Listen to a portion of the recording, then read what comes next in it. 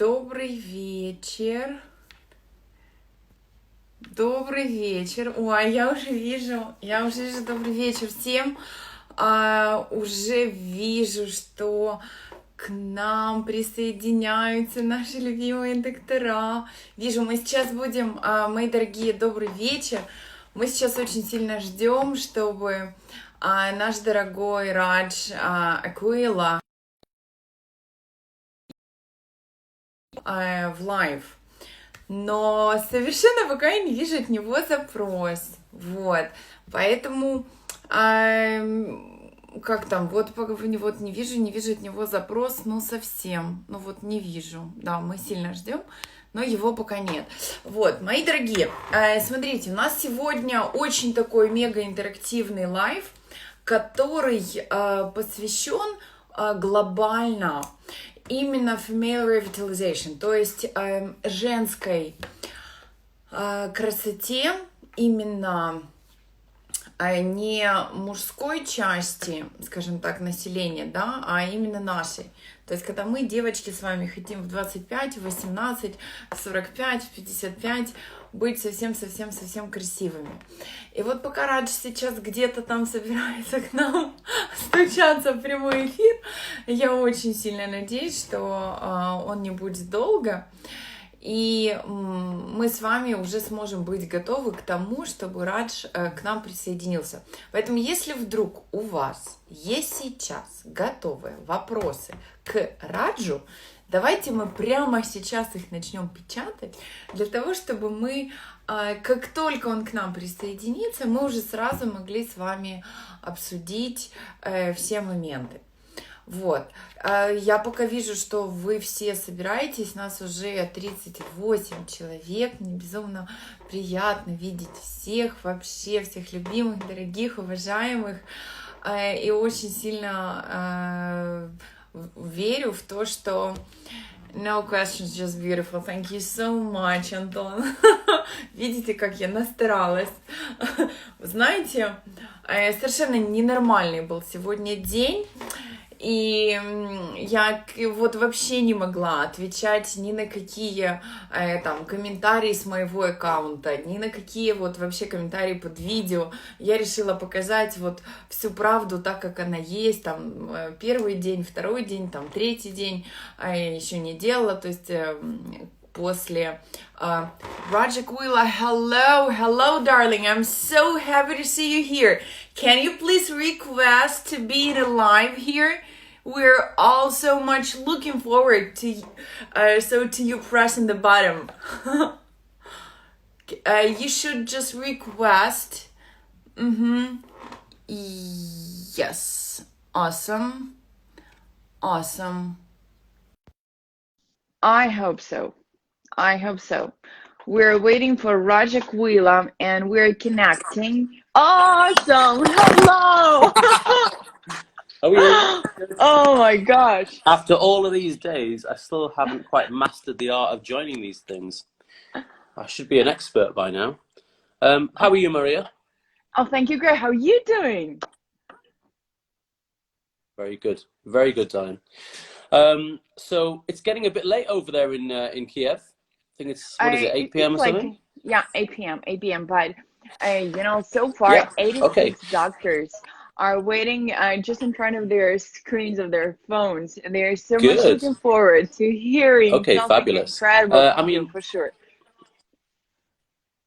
We've worked together so many times in the past, and I think, obviously we have very good synergy, and I think our understanding of these issues is very aligned.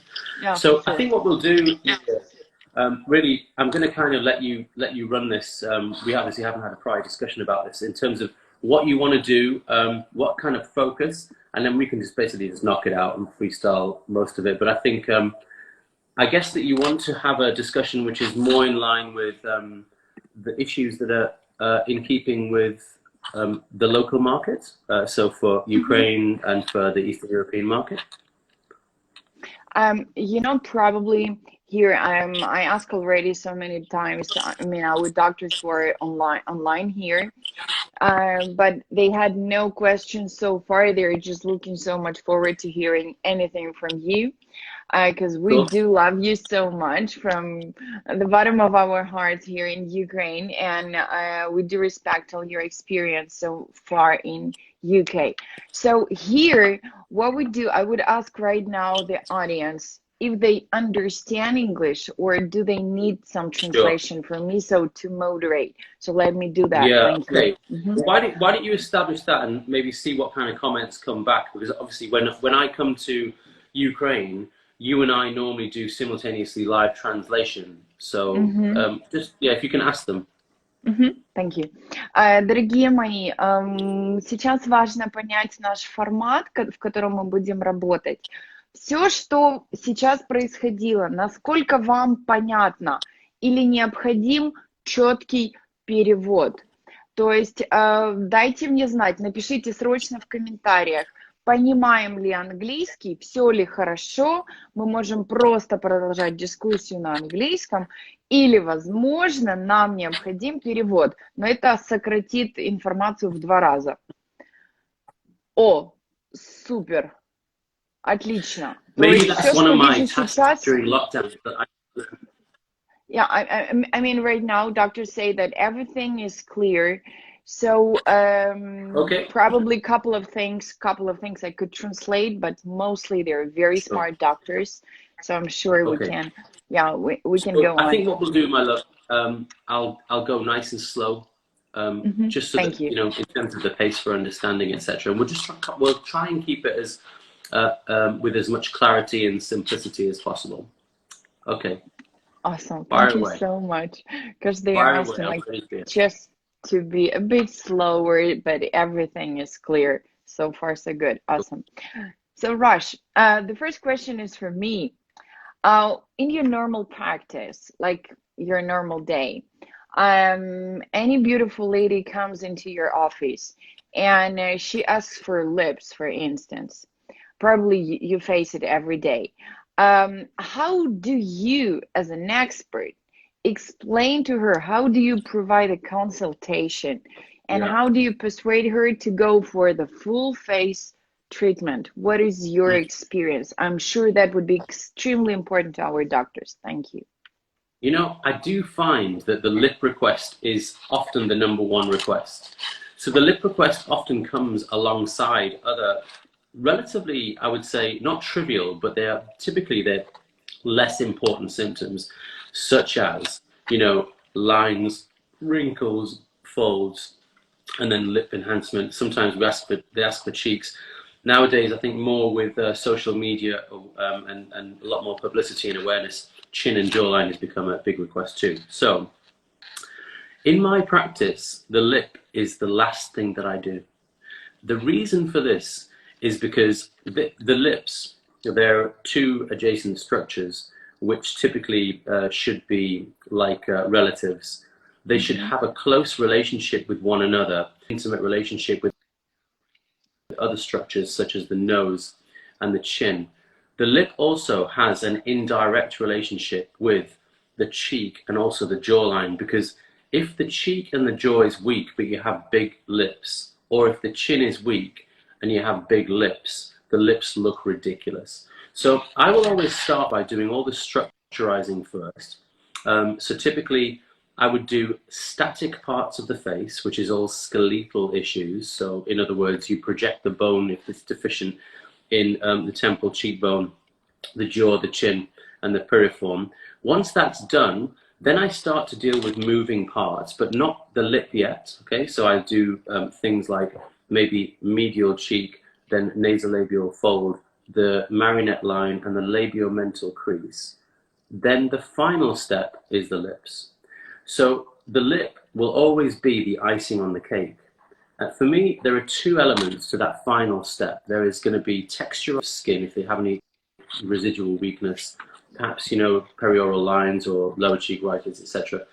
But the tear trough, the superficial part of the tear trough, the medial part with the dark circle, also the lip, they would be the thing parts, because I tend to use a lighter product for those. Don't forget that the lip has an indirect impact from treating things like the cheek. It has an indirect impact from treating the piriform because it lifts the vermilion up. It has an indirect effect from treating the pregal sulcus and the marionette line because it lifts the oral connoisseur. And also the labiomental crease in the chin impacts on the lip appearance. You may need to go into the lip after you've done those things anyway to almost redress what you may have impacted or had some negative, some secondary influence in. So the lip has got to be the last thing. And the reason why is because the geometric relationship of the lip and the structures such as the nose and the chin is with Ricketts line. We know that the line between the nasal tip and the Pagonian lower lip should be 2 millimeters behind and the upper lip should be 3 millimeters behind. Very often, Mariya, when you put the lips first, that lip profile is sitting in front of the line, which means that you've already created an unnatural effect. Yeah. So I think that the mere conversation that we've just had now with a patient is hugely insightful to the patient because they never really had that told to them before. More often than not, it doesn't matter how young they are, they're actually very grateful for that honesty. Yeah, that's true. And I would translate like in couple of words, couple of things to those doctors who do not understand. Дорогие мои, то есть я задала вопрос Раджу по поводу того, что вот как всегда наши пациенты могут войти и задать вопрос по губам. И это непосредственно номер один момент, который задают наши украинки. Но каким же образом доктор рекомендует своим пациентам все-таки full face, то есть так как, например, это мой подход. И губы точно так же мы с Раджем очень в этом вопросе солидарны, что губы всегда последняя вещь, которую я буду делать после того, когда выстроены все структуры. Поскольку обращайте внимание ваших пациентов на то, что и моделирование средней трети будет влиять на открытие уголка губ, и грушевидная ямка будет влиять на открытие верхней губы. Точно так же, как проекции выстраивания линии нижней челюсти и фиксация дау будет играть огромную роль в плане именно морщин марионеток. Поэтому губы всегда идут в последнюю очередь. So, Cool. Yeah, just like that. Sorry, like we had to make a couple of words so that everybody understands cool. in a full extent. Normally here, like there is some comment that for Ukrainian lips always come first. I do not agree at all because that's just our patients just sometimes do not know where the beauty is, like the dependent point. But our task as doctors for sure is to persuade. Normally, what is your approach? I mean, probably as a treatment plan, how would you rate that? I mean, how would you plan the treatment plan for your patient? Like, what is the maximum of syringes that you do inject one time? I mean, for once, for one treatment. How would you go? I mean, what is your priority? What is first? What is next? Could you comment, please? Yeah, there are different issues that dictate, your decision making around that. For example, what is the overall volumetric requirement for the patient? Typically, I have a schematic within my practice, which is mild, moderate, or severe. Mild means you're young, you don't really need much, and you could easily hit that in one go.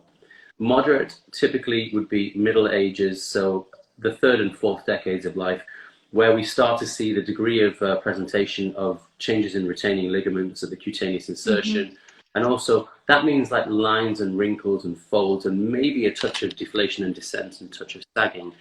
The severe ones, the ones that are really saggy, and the ones that would probably end up needing surgery had you not have intervened at that time. So that would be maybe the fifth and sixth decades of life. So those patients need different volumetric intervention. They vary according to cheap, intermediate, and expensive, which means you can't expose a severe patient to a single treatment session intervention because they can't afford it. So all I do is I say, look, there are different reasons for doing this in stages. The first of which is clinical. So Maria, if you were my wife or sister, I would do this the same way that I would do in a paying patient, because clinically it's best to inject hyaluronic acid in stages because the tissue welcomes it easier. There's better degrees of integration into the extracellular space. That means you get more healthy tissue. So we see better stimulation of the fibroblasts, so neocollagenesis, and also there's some degree of neovascularization. The lymphatic drainage tends to be more efficient too. The second reason, of course, is because of lifting. Now, when you inject, we create structural lift just by virtue of the fact that we're adding volume and driving the soft tissue up from the bone. But if you leave it 2 to 4 weeks, you get secondary lift, and that's because of better hydration, also because of the fibroblastic stimulation, and that there is some biostimulatory effect.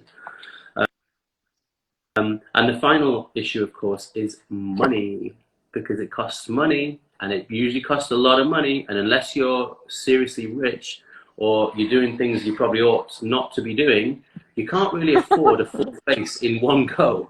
Yeah, for So sure. spreading it out is actually, it's a very kind and a thoughtful gesture to your patients as well, because it allows them to have budgetary management.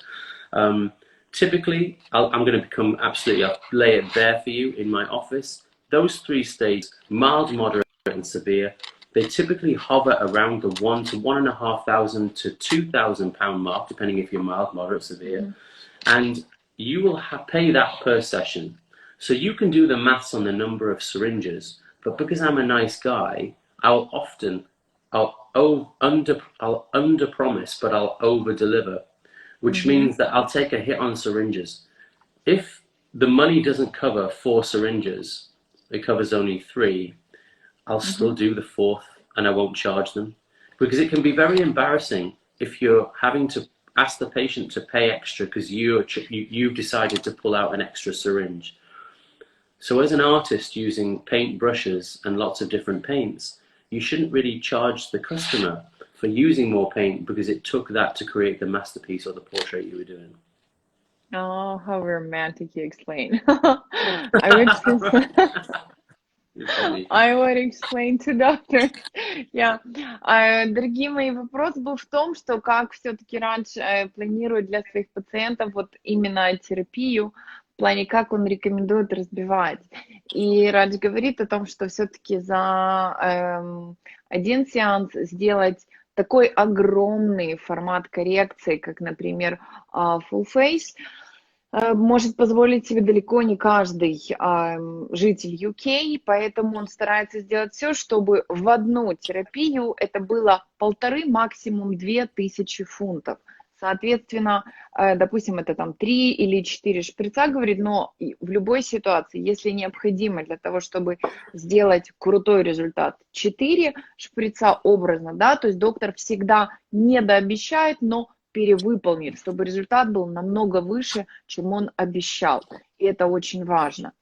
Сейчас я пройдусь по вопросам. Raj, we already have here a couple of questions to you, so would you mind Yeah, if... Yeah? Yeah, we have already... You do lips first. So the question from doctor, if you do lips first, they think that's it, can't get better, and they don't come back for structural improvement. So did you probably have in your practice the situation when you did lips, just lips, and probably patients didn't come back later? Did you have this in your practice, being a rock star? I think there was a transition in my practice, and it was probably more than 5 years ago, you know, Mariya. I took the decision to stop being a sticking plaster that is used to treat symptoms which ultimately are going to come back and probably get worse in the future. So I stopped being a commoditized doctor and treating individualized concerns, and I started looking holistically. Now, without being too dismissive of patients that are asking for maybe only lips, we do exclude them if they are absolutely certain that they are only there for lips. Because I can guarantee you, it doesn't matter how young and beautiful you are, if you think you only need lips, I'll pretty much show you that you need something else to actually make those lips look better. Education piece with patients now at a more sophisticated end of the market that actually is really helping us to drive better results. And ultimately, it's not just about giving the patients better results. Your practice will have a reputation of being amazing. So if you start injecting the odd patient here and there just for lips and you dismiss the tear trough or the chin requirement, etc., you're not doing a good service to the patient. And ultimately, if somebody says to them afterwards, my God, what happened to your lips? Who did that to you? And she says, it's Raj Aquilla, then it's a negative for you, right? So I just decided to just do best practice. And I mean, most patients are compliant with that, but the patients who are on very strict budgetary limitations, they're the ones that often will not comply. They're the ones that end up going to, you know, the beauty salon down the road and getting it done for £150. £150, that's the price I that don't know. exists Listen, in UK. I have Oh my even God. no Because like idea. we do have this here, but I was Yeah, surprised that I you do don't have even know that. the numbers. I mean, there are stories in the UK where, because it's a completely unregulated market, that, you know, there'll be people who are, you know, they take a bucket of HA and they suck it out, and, you know, they suck it from the bucket and then they put it in and stick it. That stuff is cheap. They call it body filler, and this is something which is a real problem. But I think when you want to strive to be the best, you just don't get involved in that sector. Yeah, for sure, for sure. I would translate.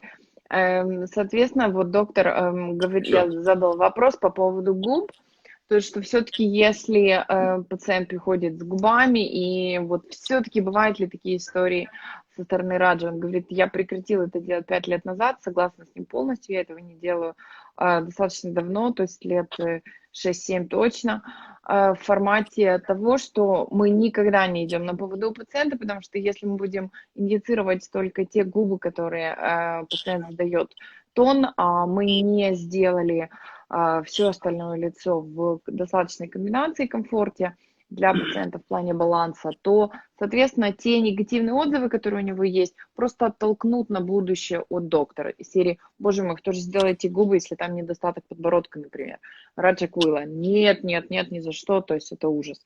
Поэтому это, конечно же, будет негативной рекламой. Я пройдусь дальше по вопросам. Raj, do you think Profiler is good? Do you recommend that product? What do you think of Profiler? I don't have it in my office. However, I've got very good knowledge on it, and you know, I have experimented with it. I think that there are definite benefits of having Profiler in the office if you're going to have that as almost an adjacent, an adjunct service to what you do. Because the thing is, Mariya, you're an artist. So you don't need the 5 points to be shown where to put this stuff to give this skin hydration. You will choose where to inject, which is based on your anatomical knowledge, but also your eyes works as an artistic creator. Now, Profilo has a perfect position in a practice where you want to have skin hydration or boosting, which is running as a complementary therapy to your art. So from my practice point of view, it will be one of my other injectors that does this. I mean, so I don't offer it because I want to still retain my sort of, you know, integrity as an artist. I'm not saying it's bad. I think it's very good. I think it's also a very good business tool as well, because the nature of Profilo and having to have repeated treatments means that there is repeat visits and it generates good contact with the practice, so your relationships with the patient are much more reinforced. But yeah, for sure, totally agree. And would you recommend probably something else to your patients? I mean, for a skin hydrating and boosting, like Juvederm Volite? So let's be clear about something. When we inject at all the different levels, from the bone into the deep fat and also in the supramuscular tissue and also in the subcu, what we will see is inevitably an increased degree of hydration, and that's purely by the fact that the hyaluronic acid is hydrophilic. By the time you've completed that journey, most of my patients do not need to have skin boosting or skin hydration because they actually look pretty damn amazing as it is. But those ones that I do then insist on doing hydration for textural improvement, I do tend to use Juvederm Volite because it has a lower molecular weight, and therefore it has a much better horizontal effect in the tissue. The transverse integration is better. So we see textural improvement because of the stretching of the skin, but also one thing I love about this, Mariya, is that because the light wavelength is changed and it's emitted at lower wavelength, we tend to see, you know, imagine the rainbow. So the rainbow has all the colors from red, orange, yellow to, what is it, green, blue, violet. So high wavelength is the green, blue, violet, but the low wavelength emission is red, orange, yellow. And when the light is emitted from the skin in low wavelength, as it does with Volite and Volbella, we do see increased glow, radiance, and also we see a degree of a blush, which is really pretty. It's almost like having the makeup on the inside. So I do use that, but for that purpose. Now, Profilo, I don't know the data on that in terms of light wavelength changes, but I doubt it will be as impressive as the Volite would be. Oh, for sure, totally agree. Because I do love light, and I'm very happy for skin hydration. Likewise, I do not have Profile in my office, but I've heard like not bad product. Yeah, likewise. For sure, just choosing the best. It's all choices, right? So yeah, for sure. I mean, there are different there are so many different, like if you look at the Bellatero range, for example, look at products like, you know, Soft. It has almost identical rheological profile, and it will behave the same. At the end of the day, you can use what the hell you want, but you just got to make sure that you're doing it in the right sequence. There's no point doing skin boosting in a patient who has structural needs, because you'll only end up adding weight to the excessive tablecloth on top of a weak table. You'll only need to go back to the table to make it stronger, to allow the cloth to fit properly. So you've got to always think about process, the systems, and the sequence that you operate. For sure, 100% agree. Can I translate, please? Вопрос был от коллеги по поводу профайла. То есть, что думает Радж Aquilla о таком препарате, как профайла? Он сказал, что такого препарата у него, например, в офисе нет. Он его не использует, но он знает, что его инъецируют в 5 точек. Опять-таки, очень хороший маркетинговый ход, если вы хотите, чтобы пациенты к вам приходили чаще и чаще, с одной стороны. Но с другой стороны, момент, что мы, к сожалению, даем на слабый стол, у которого нет крепких ножек и структуры, утяжеление, и это будет неверно, ну вот никак, когда нам важно восстановить вначале структуру. Поэтому я абсолютно согласна с тем, что нам мега важно восстанавливать структуру, а не создавать дополнительную гидратацию там, где уже слабые структуры. Raj, what about wrinkles on the neck? What do you recommend for them? Wrinkles on the neck? Yes, that's the question from our colleague. Everybody who has children is aware that when a baby is born, they have transverse neck. But we don't treat the babies. But why then are we treating the adults when they start to realize that it's a problem? You know what my theory on this is? It's because when they become so beautiful facially, after all of the extensive work that we're doing, the next place to look is here. And they go, hold on, I don't like those wrinkles. But I say, but you had them since when you were born. So I'll have a very frank discussion with them about how important this is. And if it's really important, then what I will do is I will use Juvederm Volite in 3 sessions, and I'll do intradermal injections, basically perpendicular technique. You kind of go in and you just do blebs within the line itself. But I would also just do adjacent as well to hydrate either side. The other thing that's really amazing here is if you just do a CO2 or you can do erbium YAG resurfacing laser, that gets rid of it too. But you've got to take care when you're resurfacing here, because this skin does not recover as well as facial skin because the pilosebaceous density is reduced. Oh, yeah. So if you're a bit too ambitious with the energy parameters, you could end up having a scar. That's for sure. Can I The other translate thing, psychology? Maria, you know the other thing. So I say to them, a lot of these people, when they come to me, they bring their mobile phone, right, and they have it always on their lap when we're treating them. Every 5 seconds, when it's pinging, they're looking down and writing something. So I say, these lines, they're exacerbated by you going on your phone all the time, right? So keep your head up and they'll stretch out. Yeah, and that's helpful for sure. Yeah. I will Get off your translate. phone. Yeah? Okay, let me translate, Yeah. please. Thank you. Коллеги, Радж говорит по поводу горизонтальных морщин шеи, то есть какой препарат он использует. Что, ну, говорит, первое, у нас у маленьких детей есть горизонтальные морщины шеи, и вдруг нас это никак не волнует. А вот когда мы становимся старше, почему-то нас это все начинает волновать на фоне прекрасного лица. Именно поэтому в таких ситуациях он рекомендует, например, препарат Juverin Volite, но он сказал в 3 сессии. Я получаю прекрасные результаты за 1 сессию, максимум 2. Вот, но препарат Juverin Volite идеально, когда мы проходим по морщинкам четко вертикально для того, чтобы сгладить, нивелировать эти заломы. Но также гидратирую кожу рядом с этим. Вот. So Raj, I did go to the next question. Do you think that tenting technique can create channels for filler immigration on the upper lip? Thoughts, please.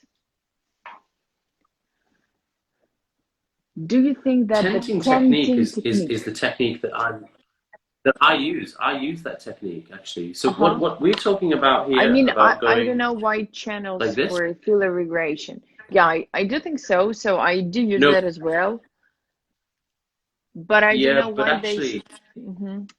But the thing is though, darling, is actually when we're doing tenting technique from the cutaneous part of the lip, and we go through to the submucosal part, and then we inject and withdraw almost as a teardrop. So you would tend to do it like this. So it would be a droplet, and then coming back, it would be less as you exit like this.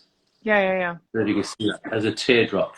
So what you want to do is you want to have a degree of these channels forming, because the spread upwards, it enables more vertical elevation of the vermilion border of the glog outline point. So we actually get more eversion, and actually that is a desirable thing to achieve. If you look at, I think one of the world's best examples, it means a pioneer of this technique, is Julie Horn from Norway. And I've seen her technique. I've worked alongside her in South Africa. She uses multiple tenting technique, and her results are exquisite. And I think a lot of that is because there is a degree of backwash of product when she's doing that. And I think therefore she creates a hell of a lot of height. But not just that, if you look at the result, there's a lot of gloss. Do you see? There's a natural gloss effect within the mucosa, and also there's a color change. It's a definite blush. And that's because of the superficial tints that go in like this, and they're almost retained. They're trapped within that anatomical plane. And I think, that's a desirable thing. I think the question that you asked was actually whether or not that's a problem. No, it's actually something that you want. Yeah, that's what I say. Why should it create channels for filler immigration on the upper lip? So I think it's a desirable thing just to create the vertical projection.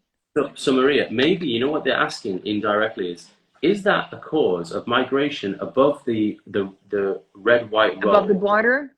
Yeah, so you know when you get that sausage-like yeah. coloration, Probably. Is that the cause? Okay, listen, that will be the cause in patients where they're injected too high above the vermilion border.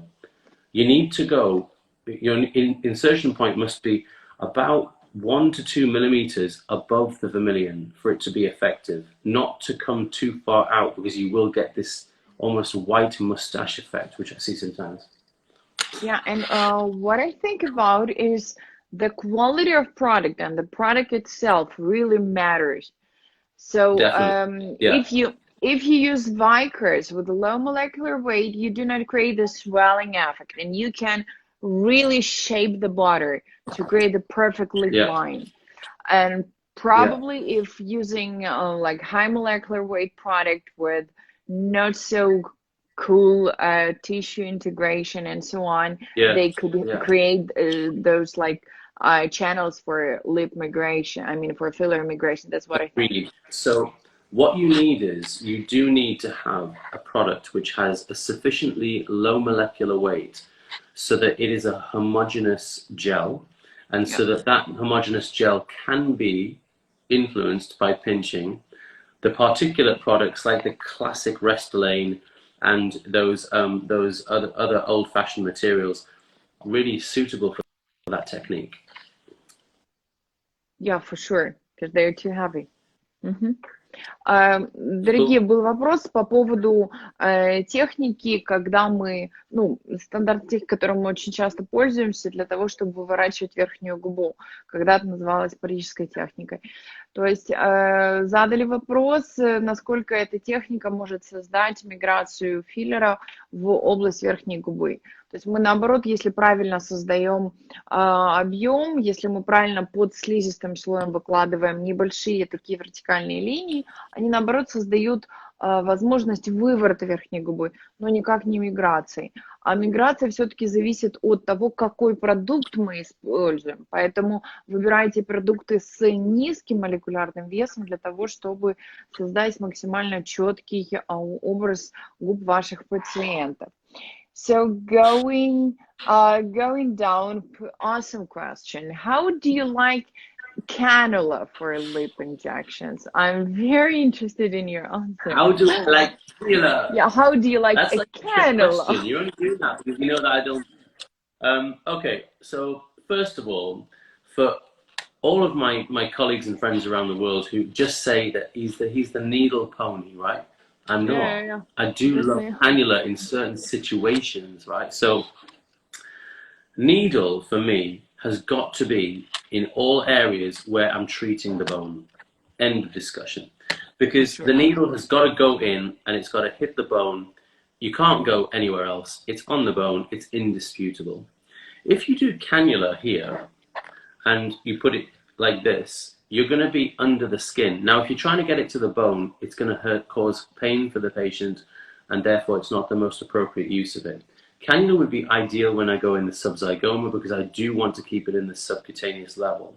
When we come to lips, and when I'm treating a lip where I want to increase height, definition, color, gloss, and also anatomical detailing such as Glogau-Klein point, filtral columns, to create augmentation of medial tubercles, so the two little central pillars like a heart shape. Then needle is the only solution for me because it goes in the submucosal level. You know why? It's easy to get there, it's very safe because I'm above the level of the muscle orbicularis oris.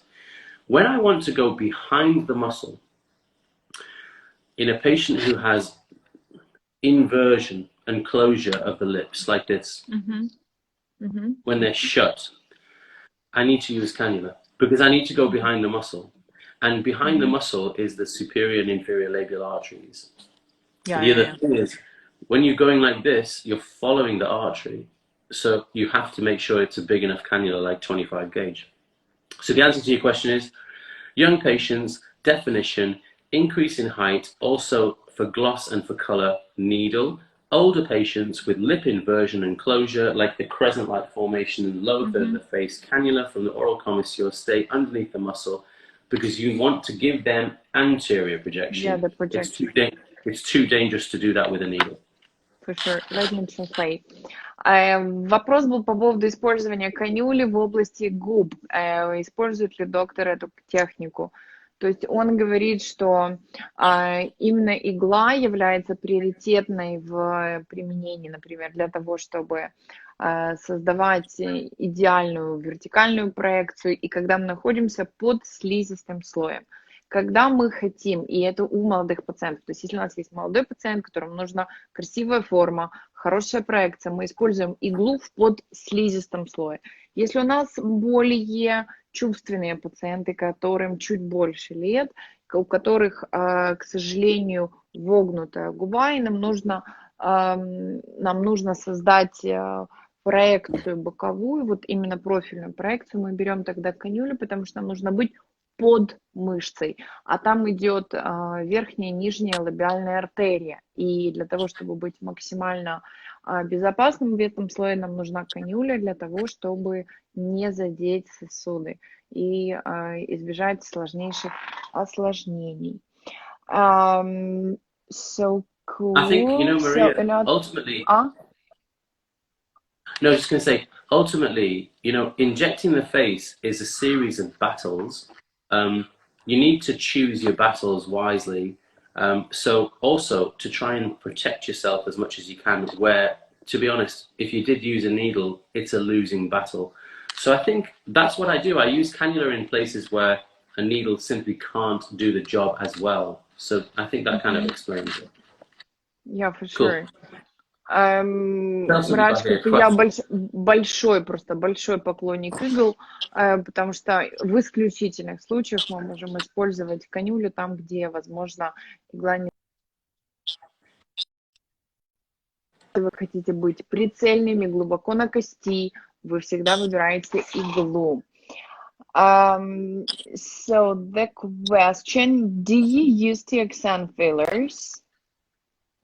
What do you think personally? What was that? Sorry, Sam, that's very very interesting two questions. What do you think of TXN fillers, and do you use Radius, and what is your opinion about it? Okay, so do you want the honest answer? Oh, for sure. I'm interested. I'm so much interested in, because like, okay, listen. I can't guess the answer, but please pronounce. Right. So I'm not, by the way. So you know, obviously, I am known as an Allergan key opinion leader. It doesn't mean that they own me. It doesn't mean that I am completely biased towards their products. It just so happens to be the fact that I think that right now in the world, given the biotechnology and rheological development of hyaluronic acid fillers, I believe it to be the best portfolio. Now, outside of that end, which is hyaluronic acid only, Radies and Sculptra are two very well-known products which have a very long history of biostimulatory application in the face. They're both decent products in the right situation, but my personal view on using biostimulators is this. When I put a hyaluronic acid in the tissue, I know that when I plunge and when I deliver a certain amount of product to a certain part of the tissue and I see the result in front of my eyes, I know that it's perfect. So I know that it's a 10 out of 10 effect. I don't need then to pray and hope for the next 6 weeks that it's going to go well, because I already did the result right there. Now, with the biostimulators, there is a degree of uncertainty, and I'm not prepared to take that risk on uncertainty. I want to back something which is factual. So, I used both products in my practice many years ago, but I took the approach once hyaluronic acid technology had started to get to a certain level, that I wouldn't have biostimulators in my practice anymore, because they pose an unknown quantity in terms of the result, whether that be a non-responder or whether it be an over-response with nodules. The other thing is, my love, there is no way out. There's no fire exit. No way out. Just love you so much for that answer. My God. When the building is an inferno, you need a fire exit, right? And the thing is, these products are irreversible. So, sorry, it's not for me. Thank you for that answer. I will explain and I will translate. No problem. Just being honest. Доктора задали вопрос по поводу, что доктор Радж думает о филлерах компании TXAN. Ответ следующий. Он известен в мире как спикер компании Allergan, и это не значит, что компания Allergan там совсем его купила или еще что-нибудь, он не может что-то другое использовать. Это, ну, как бы мой идентичный ответ. То есть здесь важно то, что Allergan на сегодня обладает технологией, которая является самой лучшей, самой топовой и создающей невероятные результаты, динамические, натуральные для наших пациентов. И это приоритет всегда. Поэтому зачем использовать что-то другое, если есть что-то лучшее? Самое лучшее. Вопрос был по поводу Radius. Использует ли доктор Radius и что он думает по этому поводу? Radius — это другая технология, то есть так же, как Radius и Sculptra, они очень известны как биостимулятор. Но при этом важно понимать, что у нас есть огромные риски. И доктор не готов 6 недель после инъекции молиться и говорить: о боже мой, пожалуйста, чтобы все было хорошо. Потому что у нас могут быть у нас пациент может не ответить или гиперответить. То есть у нас может не быть никакого результата от стимуляции коллагена, 0 эффекта, а может быть гиперстимуляция с образованием нодулов, узелков. Кроме того, если вдруг вы сами, доктора, понимаете, мы попадаем в сосуд, и нет пути назад. Это страшные последствия для наших пациентов. А с гиалуроновой кислотой у нас всегда есть инструмент для того, чтобы этот вопрос решить. Вот, поэтому доктор Радж, так же, как и я, не использует этот волшебный препарат в своем арсенале. I explain just to doctors. So what is the next... What is your opinion about Volite comparable to Volbella? We don't have a light variant in Canada. So our colleagues ask that they do not have Volite in Canada. Probably you can compare it with Volbella. Could you comment, please? Sorry, is that the Canadians asking that? Yes. Oh, okay. I thought the Canadians already had the full portfolio, but anyway, that doesn't matter. Canada will get that much sooner than the USA, just because of the, to be honest, their regulatory department is a little bit more lenient than the FDA. So I've got a specific view on this. I was involved in the original study for Volbella in lips and also for tear trough. It was an amazing product because we didn't have Volite then. What happened was then, certain pioneering doctors around the world, such as my friend Arthur Swift, they were taking this material, going off and doing blending with it. So they would do a 50-50 on it, split with lidocaine, making Volite essentially in their offices, which was almost like a watery, syrupy kind of material, which was an amazing for treating horizontal spaces, which are very delicate and light, such as the tear trough, and also the perioral lines, really delicate, thin skin. So then, having already successfully completed these two studies with Volbella in both lip and tear trough with outstanding results, I started to switch my attention to Volite in the same areas. And guess what? I was getting even better results. So I was. So I started to use for lips Volite. Yeah. Just for gloss effect? Okay. Yeah, for gloss effect. No, but then of course I'll do with Volift the actual structure using, for the medial tubercles.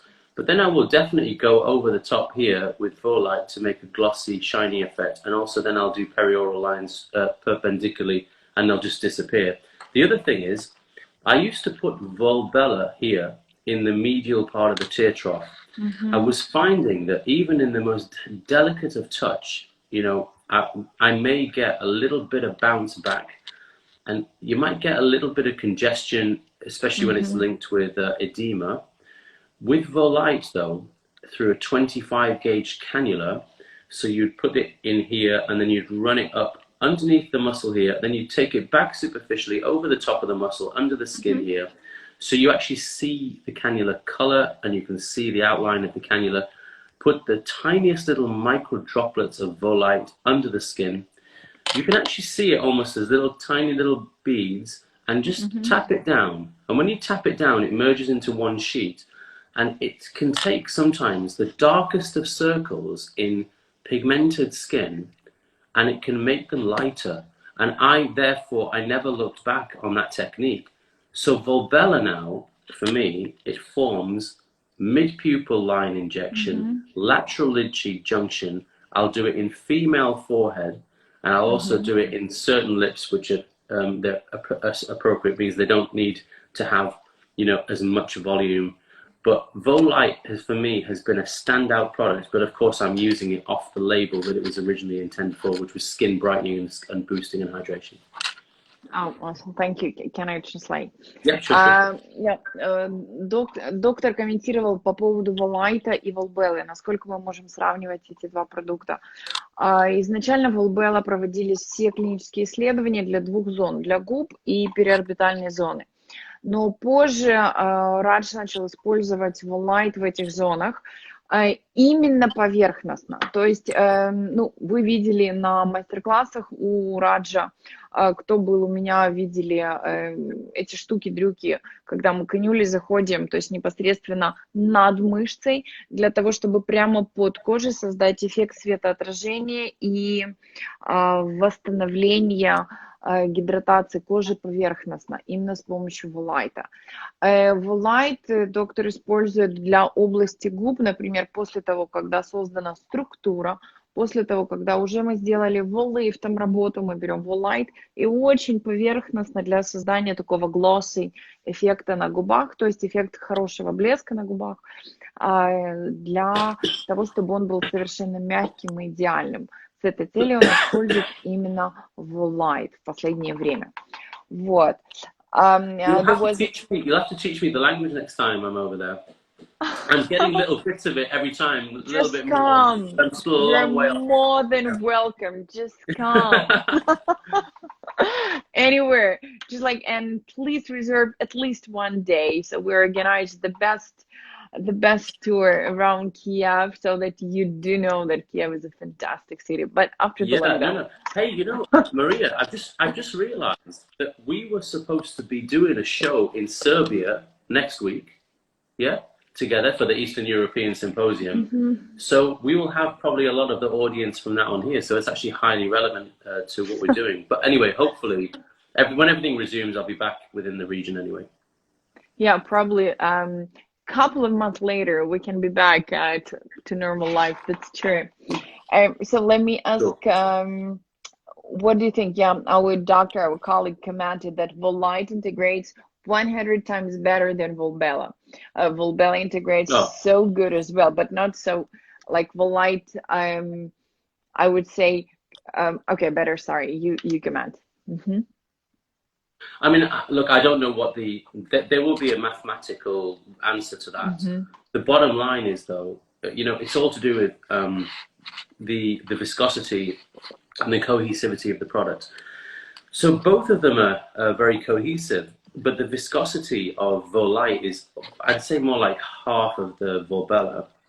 The difference between the two will be that maybe if Voluma is like jam or treacle, and this Volift is like honey, but you know, it's the honey that you have in the squeezy bottle. It's like shaped like a bear. And then Volbella will be like maple syrup, and then Volite will be like olive oil. So they're not too far off each other in terms of viscosity, but it's the horizontal, the transverse integration that we see. There's not a lot of vertical integration because there's not enough G prime to get above and below where you place it. I don't know about 100 times more integration. It's a hell of a lot more. Also, patients love it because it's so soft and elegant and undetectable. Yeah, and if you want to see your patients more often, depending on how much you like them, you'll see them more often when you use Volite because it only lasts about 3 months. That's true. But for skin quality up to 9 months, the skin quality is improved, It depends if you trap the product. If you trap it superficially enough, you get better longevity. If your depth control is not as good and you put it a little deeper, so if you're putting it into, for example, into the papillary dermis, or you're putting it into the sub-Q, you know, you're going to lose a lot of it, really. The more superficial, the longer. You need to be in the right level. That's Yeah. true. Yeah. Комментарии по поводу Волайта и Волбеллы, что на самом деле Волайт может быть, ну вот если сравнить Волбеллу и Волайт, то, например, Волбелла может быть как кленовый сироп, а Волайт как оливковое масло. И вопрос в том, что Волбелла может создавать небольшой момент лифтинга и проекции, а Волайт совершенно нет, то есть он только создает идеальную горизонтальную интеграцию, но при этом он восхитителен для качество кожи. Let me go. Let me Got 3 go. minutes, darling, so I think you've got to time it. Yeah. Do you combine hardware, cosmetology, and injection? How do you feel about Altera System USA? Could you comment? I don't have Ulthera. I've got a different type of HIFU machine. I think there are some key energy-based devices that you need for your office. You need to have ultrasound for tissue reduction, so typically for lipolysis and sculpting. You need to have radio frequency for skin tightening and also for a degree of lipolysis, but also tightening and sculpting, for the submental, submandibular regions. And then finally, I would suggest a multi-platform laser so you can treat all of the different plethora of clinical indications like pigmentation, vascular, hair, tattoo, and then CO2. I have CO2 for resurfacing, but you can choose erbium YAG, or erbium glass is a brand new technology which is looking pretty hot right now. It's minimal downtime, but with better results, with lower energy parameters. That's true. I would explain to doctors.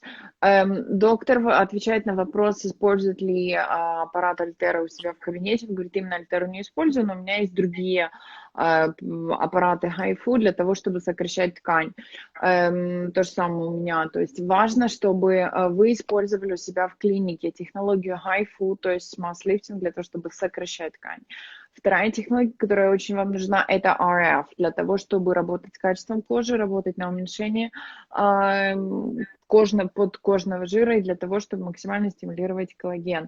А также мультинасадочный так называемый лазер для того, чтобы вы могли хорошо работать с васкулярными вопросами и с вопросами пигментации. Вот, собственно говоря, вот так из аппаратов. И сочетать это все с инъекциями.